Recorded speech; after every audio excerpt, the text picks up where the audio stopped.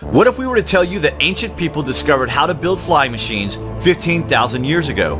Not just flying about the skies, but underwater and even in space. 15,000 years ago, India was known as the Rama Empire, and they excelled in every discipline from mathematic calculations to complicated science and even completely lost technology beyond our modern thinking.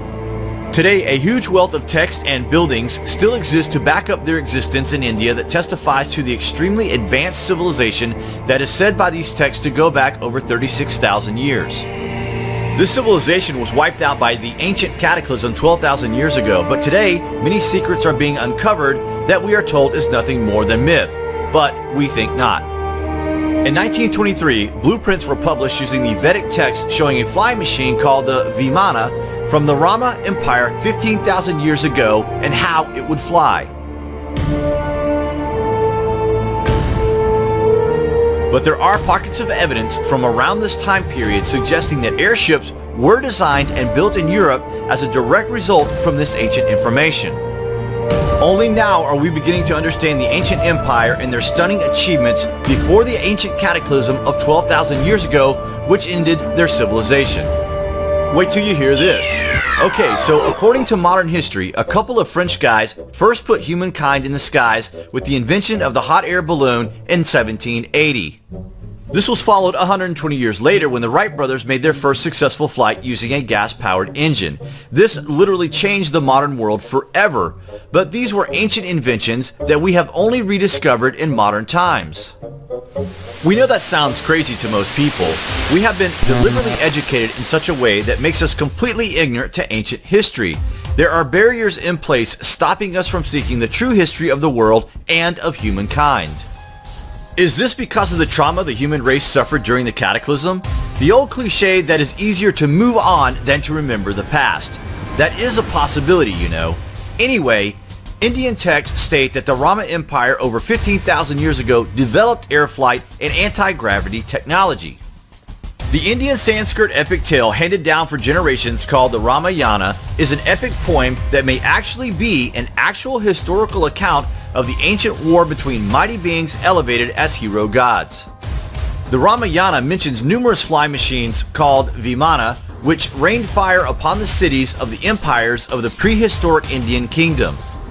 UFO researchers and even rogue scientists propose that evidence exists that man had already developed anti-gravity technology, with some accounts of a battle on the moon between warring factions of two mighty ancient Earth empires. All of this ancient technology was lost when both sides, the Rama Empire and the nation of Atlantis, used weapons of mass destruction to plunge the entire world into a cataclysm, resulting in the legendary sinking of Atlantis, and in Vedic Sanskrit lore, the annihilation of the Rama Empire via atomic warfare. This would fit straight into history and explain a lot about the lost history on Earth, but for now we are still being force-fed historical lies. The account of these ancient flying machines has been reduced to hand-me-down religious epic poems over generations. An account that has been mostly ignored until science and researchers of this age began to realize that all of the world's mythology may actually be an accurate description for actual world events during ancient times. Traditional archaeologists and historians wrongly subscribe to the idea that technology developed at a slow pace over time, have preached that there were no such things as aircraft in prehistoric times. Even NASA is picking up the slack. They are working on an ion engine which uses a stream of high-velocity electrified particles, technology similar to ancient mercury-powered ionizing engines of Vimanas, but using today's knowledge and engineering. Ancient Indian Sanskrit texts have extensive and extremely detailed descriptions of flying vehicles used by godlike heroes to travel their kingdom, as well as flying temples waging war against another rival kingdom, the Atlanteans. The Ramayana and other Indian Sanskrit epic poems have been relegated to mythical status by historians rather than accepted as a crude but accurate account of flight and gravity-controlled technology and war histories of two highly advanced ancient civilizations. A regression to hunter-gatherer survival conditions may have happened if a pole shift hit us, conditions of which are being studied right now by new think archaeologists looking for an explanation for global coincidences in archaeological dig findings and regional myths and folklore. In 1875, the Vaimanika Sastra, a 4th century BC text, was discovered in a temple in India. The Sanskrit text detailed ancient Vedic flight technologies for the operation of Vimanas, including instructions on steering the aircraft in air, underwater, and in space, what precautions to take for long flights, and protection of the airship from storms and lightning.